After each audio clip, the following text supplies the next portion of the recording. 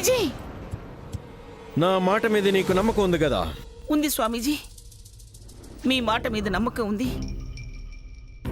మీరే రక్షిస్తారన్న నమ్మకం ఉంది. నా మనవణ్ణి కాపాడుకోవటం కోసం ఏం చెయ్యాలో తరుణోపాయం చెప్పండి. మిమ్మల్ని నమ్ముకున్నా. వాడికి ఏమీ కాకుండా చూడండి స్వామి. ఏమీ కాకూడదంటే వెంటనే మీ మనవడికి సుమంగళి యోగం ఉండే అమ్మాయినిచ్చి పెళ్లి చెయ్యాలి.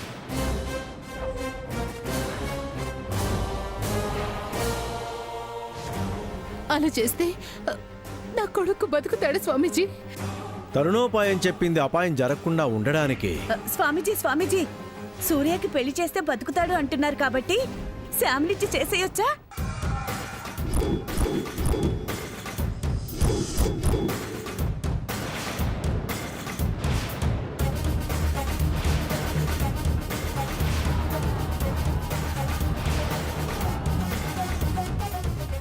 ఈ అమ్మాయి నష్టజాతకురాలు.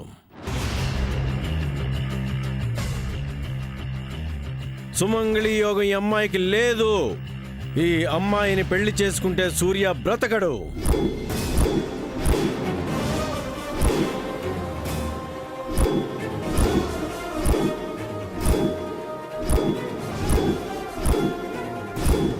స్వామీజీ, తన జాతకం మార్చడానికి, తనకి సుమంగళి యోగం కలగటానికి ఏమైనా యాగాలు గాని యజ్ఞాలు గాని ఉంటే చెప్పండి, చేస్తాం.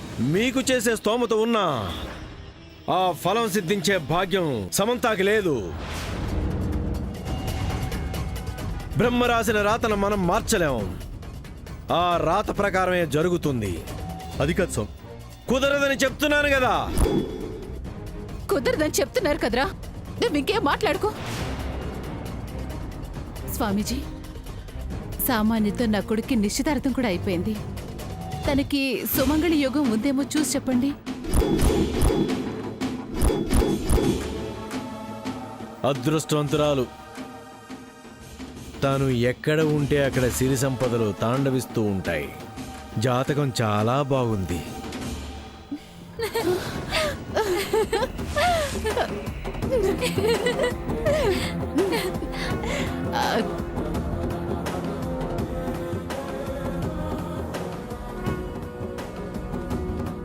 సుమంగళి యోగం పరిపూర్ణంగా ఉంది.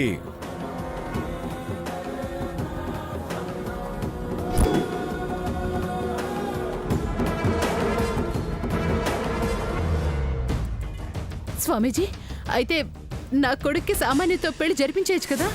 నిరభ్యంతరంగా జరిపించొచ్చు.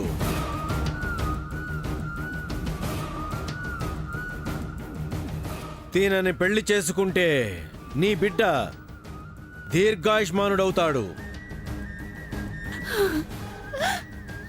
సంతోషం స్వామీజీ, చల్లని మాట చెప్పారు.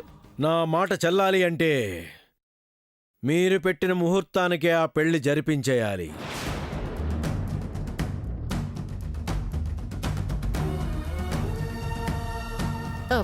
అయ్యో, తప్పకుండా స్వామీజీ. ఎవరు అవునన్నా కాదన్నా మీరు చెప్పినట్టు చేస్తాం. పెట్టిన ముహూర్తానికి ఇద్దరు పెళ్లి జరిపించేస్తాం. శుభం భూయా.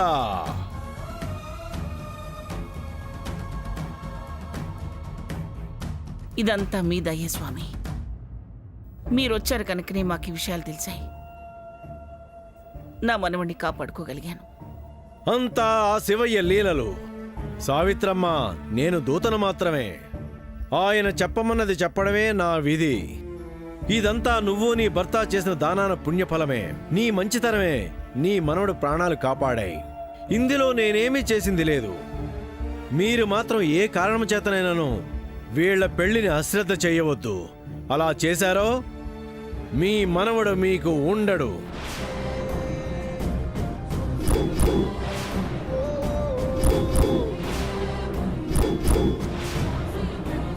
లేదు స్వామి, లేదు. నా మనవడి కోసం నేనేమైనా చేస్తాను. మీరు చెప్పినట్టే చేస్తాను.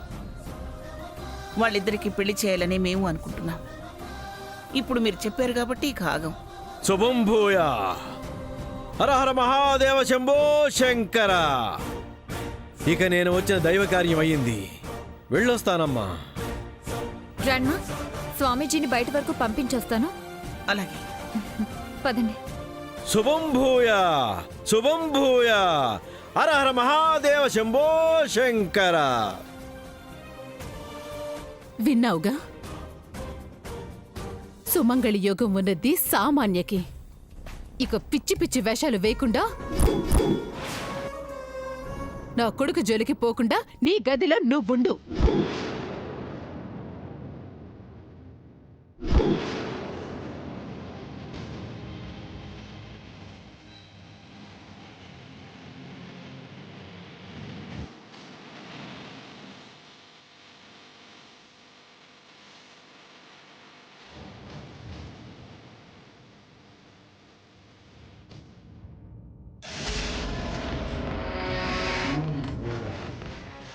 డాడ్, నీ యాక్టింగ్ అద్భుతం.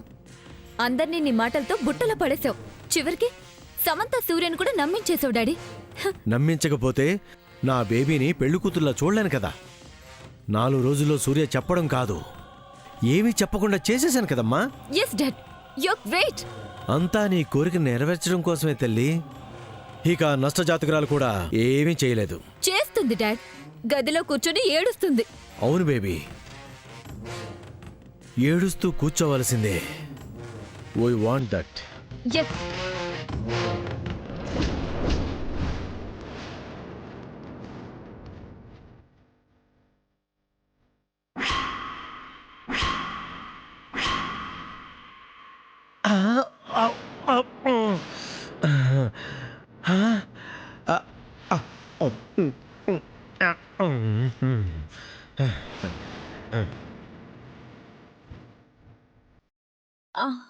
చిన్నమ్మ, మీరు ఇంట్లో లేరా? బయటికి వెళ్ళారా? ఓ, గుడికి వెళ్ళారా? స్వామీజీ, చిన్నమ్మ లాస్ట్ టైం వచ్చారుగా, ఈయనే. సుఖీ బావా, సుఖీ బావా. ఒరేయ్ చక్రధర్, నీ మొహం నాకు కనపడిందిరా. స్వామీజీ వేషం వేసుకొచ్చి నీ కూతురుతో కలిపి వేషాలు వేస్తున్నావా? ఇప్పుడే సూర్యబాబుకి చెప్తానుండు. అమ్మయ్యా, డాడ్, నీ గెడ్డం ఉన్నా నువ్వు దొంగ స్వామీజీ అని కనిపెట్టలేకపోయింది. ఎవరు బేబీ? హరికృష్ణ పెళ్ళాం. హరికృష్ణ పెళ్ళవా? హరికృష్ణ పెళ్ళయిందా? 30 ఏళ్ల లవ్ స్టోరీ అంట డాడ్. ఈ మధ్య పెళ్లి చేసుకొని వచ్చాడు. బేబీ, ఇది నిజంగా ఆడదేనా? ఏం డాడ్, ఎందుకు ఆ డౌట్ వచ్చింది? గుద్దింది ఆడమనిషి అయినట్లేదే. Dad, dad. ఏం లేదు బేబీ, ఒక మాట కూడా మాట్లాడలేదు. మాట పోయింది డాడ్. మాట పోయిందా? ఎస్ డాడ్, నా వల్లే. దీపావళి రోజు సమంత కోసం బాంబు పెట్టాను. ఈవిడ అడ్డొచ్చింది. ఆ ఎఫెక్ట్ కి మాట పోయింది. నాకెందుకో ఈ తేడాగాడ మీద డౌట్గా ఉంది బేబీ. కొంచెం వాచ్ చేస్తూ ఉండు. Okay dad, bye. Bye baby, జాగ్రత్త.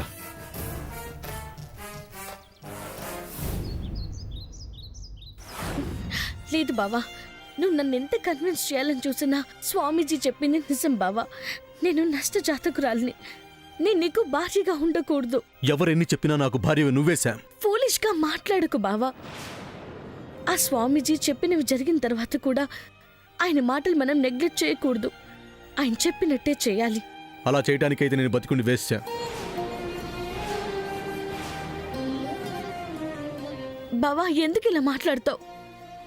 నువ్వుండాలి, 100 years బతకాలి, అంతే. నువ్వు నాకు లేనప్పుడు నేను ఒక్కరోజు కూడా బతకడం వేస్ట్. బావా ప్లీజ్ అలా మాట్లాడకు.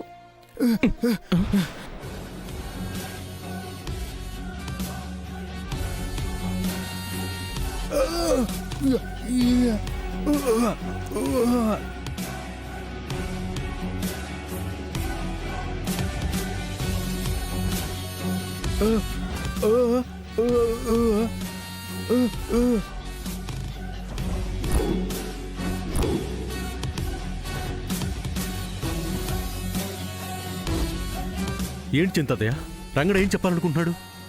ఒక్క నిమిషం, నాకు అర్థం కావట్లేదు. రంగడు, కంగారు పడకు, కాస్త నిదానంగా ఏం జరిగిందో చెప్పు.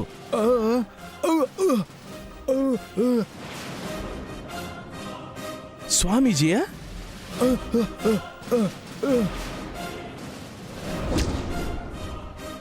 ఎవరు? అదే ఇందాకొచ్చాడు ఆ స్వామీజీయేనా? ఆ స్వామీజీ నిజం స్వామీజీ కదా? మరెవరు?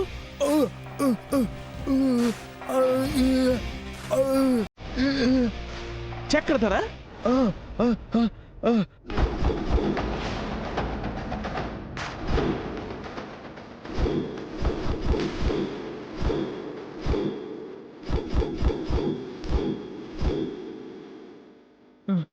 మరి నీకెలా తెలుసు?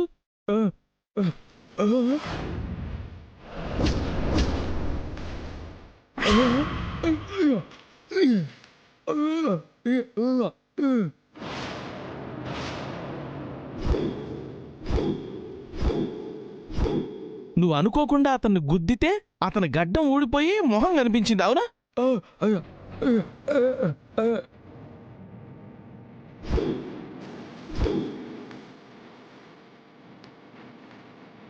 రంగడు, నువ్వు సరిగానే చూసావు కదా?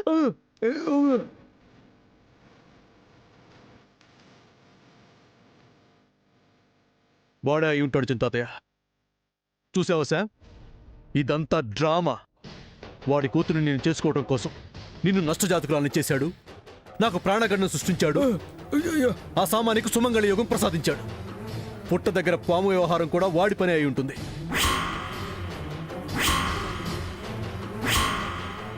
ఇంకా వాడిని వదలకూడదు.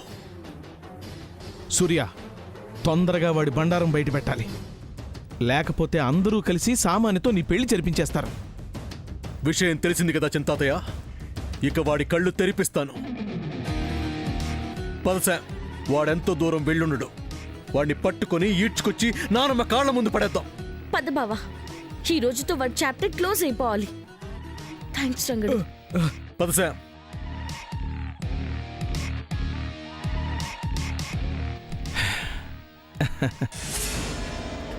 సూర్య,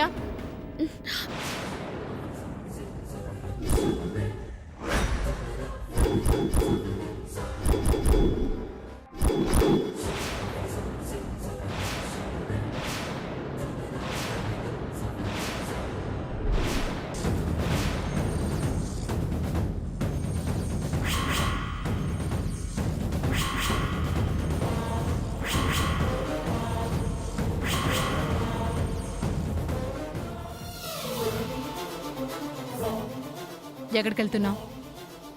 అర్జెంట్ పనుందమ్మా, ఇప్పుడే వచ్చేస్తాం. నువ్వు ఎప్పుడు పడితే అప్పుడు నష్టజాతకురాలను వెంటేసుకుని వెళ్ళటానికి వీల్లేదు. అమ్మా, అమ్మనే అమ్మను కాబట్టే నా బిడ్డ బాగుండాలని ఆరాటపడుతున్నాను. ఈవిడ కోసం నువ్వు చేసినవి చాలా ఎక్కువ. ఇక ఈవిడ గారి గురించి ఆలోచించకుండా మా గురించి, నీ గురించి ఆలోచించరా? సామాన్యకి నీకు పెళ్లి చేయడానికి శుభలేఖలు అచ్చువేయడానికి ఇచ్చాం కదా, రెడీ అయ్యేట వీళ్ళు తీసుకురా.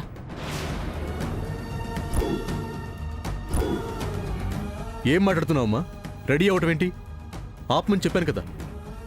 నువ్వు ఆపమని చెప్పావు, మేము ఆపద్దు అని చెప్పాం. అదేంటమ్మా, నిజమేంటో తెలిసే వరకు పెళ్లి జరగదని చెప్పాను కదా. నానమ్మ కూడా ఒప్పుకుంది కదా. అప్పుడు ఆవిడ ఒప్పుకున్నారు, ఇప్పుడు ఒప్పుకోవడం లేదుగా. ఎటుపోయి ఎటొస్తుందో అని నేనే శుభలేఖలు రెడీ చేయమన్నాను, చేశారు. నేననుకున్నది జరిగింది. స్వామీజీ గారు ఏం చెప్పారో విన్నావుగా, సామాన్యకే సుమంగళి యోగం ఉందన్నారు. ఉంటే నేను సామాన్యుని పెళ్లి చేసుకోవాలా? చేసుకుంటేనే నువ్వు బతుకుతావని స్వామీజీ చెప్పారు కదా. అన్నీ విని కూడా ఇలా మాట్లాడతావేంటి? వచ్చిన స్వామీజీ దొంగ స్వామి ఉండొచ్చుగా. చచ్చా, అవే మాటలరా. ఆయన వన్నవన్నీ జరిగే కూడా ఆయన మీద అబాండాలు వేస్తావే, తప్పురా. ఆయన అలా అనకూడదు. అనొచ్చమ్మా, తప్పేం లేదు. వాడు ఖచ్చితంగా దొంగ స్వామి, సామాన్య మనిషే. అందుకే అన్ని సామాన్యకు అనుకూలంగా చెప్పాడు. అదేం కాదు. అవునమ్మా, నీకు గుర్తుందో లేదో, మన స్వామీజీ మహాయాగం జరిపించాలని మన ఇంటికి వచ్చినప్పుడు నేను శామే భార్యాభర్తలం, అది బ్రహ్మ రాసిన రాత, ఎవరు తప్పించలేరు అని చెప్పారు. మా చేతే మహాయాగాన్ని జరిపించారు. గుర్తుంది కదా? అప్పుడు వేరు, ఇప్పుడు వేరు. జాతకాలనేవి మారిపోతూ ఉంటాయి. ఎందుకు మారిపోతాయమ్మా? ఒకసారి రాసిన రాత మాటి మాటికి మారిపోతుందా? నిన్నది మార్చినా మేము నిన్ను మారనివ్వం. ఇప్పుడు చెప్పిన స్వామీజీ మాటనే మేము నమ్ముతాం. సామాన్యతోనే నీ పెళ్లి అనుకున్న ముహూర్తానికి జరిపిస్తాం.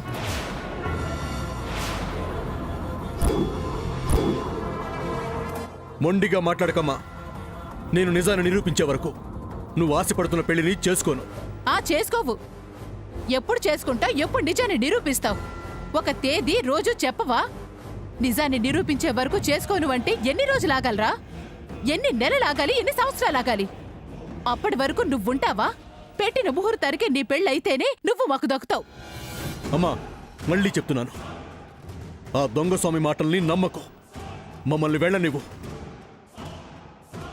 చిక్కితే వాడి బండారం ఇప్పుడే బయట పెడతాను. ఒరే ఒరే ఒరే ఒరే, స్వామీజీ ఇవిడి గురించి చెప్పారు కాబట్టి ఇవిడ అదృష్ట జాతకురాలు అవ్వడం కోసం స్వామీజీ గురించి లేనిపోనివన్నీ చెప్పి నీకు నూరు పోసినట్టుందిరా.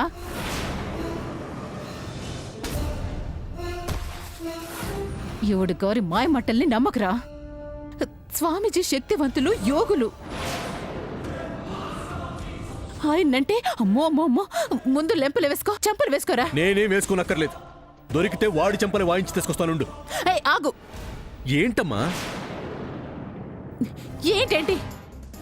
అనుకున్న ముహూర్తానికి సామాన్యత నీ పెళ్లి జరుగుతుంది. నిజం తెలిసే వరకు అవ్వదు. అలా చెప్పి తప్పించుకోవాలనుకుంటే నేను ఊరుకోను. నాకొక రోజు చెప్పు. చెప్పే వరకు వదలవా అమ్మా? వదలను. సరే, ఓ 4 రోజులు ఆగు. ఆ 4 రోజులు గడువైపోతే సామాన్యుడి పెళ్లి చేసుకోవాలి. మరి అంతవరకు వెళ్ళదమ్మా. వెళ్ళిన పక్షంలో చేసుకోవాలి. అలా నువ్వు మాటిస్తేనే నిన్ను అడుగు ముందుకు వేనిస్తాను. సరే అమ్మా, నువ్వు చెప్పినట్టు చేస్తాను. సరే, ఈ 3 రోజులు కూడా నీ పెళ్లికి సంబంధించిన పనులు ఓ పక్క జరుగుతూనే ఉంటాయి. 4వ రోజు ఆగుతా. 5వ రోజు మాత్రం నన్నెవరు ఆపలేరు. సరే, ఇక మేము వెళ్ళొచ్చా? వచ్చా.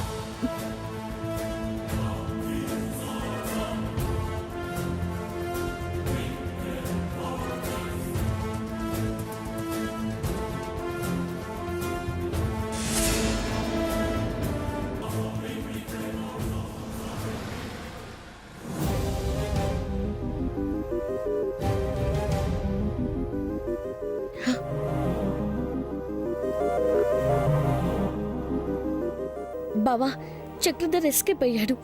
వెంటనే వచ్చుంటే దొరికేవాడు. చిన్న తాపడం వల్ల లేట్ అయిపోయింది. It's okay Sam. స్వామీజీ వేషంలో వచ్చింది చక్రధర్ అన్న విషయం మనకు తెలిసిందని వాడికి తెలియదుగా. మళ్ళీ ఏదోటి వాగటానికి రాకపోడా, మనకు దొరకపోడా. వెయిట్ చేద్దాం, వస్తాడు. ఇంకేం చేస్తాం బావా? ఆ మెడికల్ షాప్లో చూడు. దీపికతో మనం గాయత్రి వాళ్ళ ఇంటికి వెళ్ళినప్పుడు గాయత్రి వాళ్ళు ఎవరూ లేరు అని మనతో గొడవ పడ్డారే, ఆ పెద్దావిడ మెడిసిన్స్ కొంటుంది. అవును సార్, ఆవిడే. ఆవిడ్ని పట్టుకుని కొంచెం బెదిరిస్తే మనకేమైనా యూస్ ఉంటుందేమో బావా. ట్రై చేద్దాం పద.